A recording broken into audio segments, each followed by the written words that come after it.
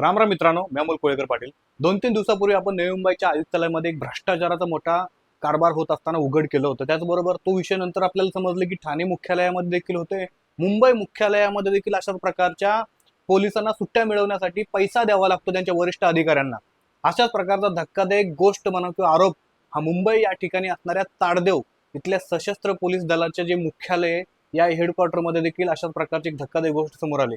या ठिकाणी 3300 ते 3400 पोलीस बांधवांचा आपला स्टाफ आहे आणि यापैकी अनेकांना जे नुकतेच नवीन भरती झालेले त्या पोलिसांना वर्षाला त्यांना त्यांच्या हक्काच्या ज्या सुट्ट्या आहेत त्या तर मिळतच नाहीत. त्यांना 50 ते 70 सुट्ट्या ह्या वर्षाच्या हक्काच्या सुट्ट्या असताना अशा अधिकाऱ्यांना किंवा नवीन भरती झालेल्या पोलीस बांधवांसाठी फक्त 4 ते 5 वर्षातून एवढ्या सुट्ट्या दिल्या जातात. याचबरोबर ज्या अधिकारी पैसे देऊन सुट्टीवरती जातात, समजा ते अधिकारी जर सुट्टीवरती असतील आणि त्याच वेळेला नवीन भरती झालेले किंवा इतर पोलीस बांधवांचे जे पोलीस त्या ठिकाणी त्यांना महिन्याचे पैसे देत नाहीये सुट्टींसाठी, त्या पोलीस बांधवांचे तर विकॉप आला असेल आणि समोर पैसे देणारा माणूस अधिकारी जर सुट्टीवर असेल तर अशा वेळेला त्या पोलीस बांधवांच्या सुट्ट्या देखील रद्द केल्या जातात.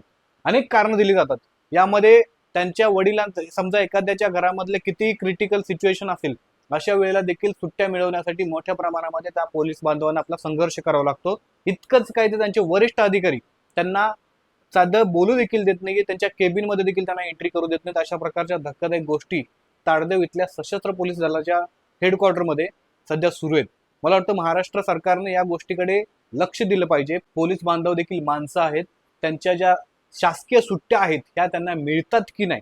आपल्याला सर्वांना माहिती आहे की पोलीस बांधव हे पब्लिक सर्वंट जरी असले तरी त्यांना देखील त्यांचं स्वतःचं आयुष्य आहे आणि शासनाने दिलेल्या सुट्ट्या त्यांना मिळाल्या पाहिजेत. यासाठी राज्य सरकारने या गोष्टींकडे गांभीर्याने लक्ष देणं गरजेचं आहे. तुमचं म्हणणं काय ते मित्रांनो कमेंट करून नक्की सांगा.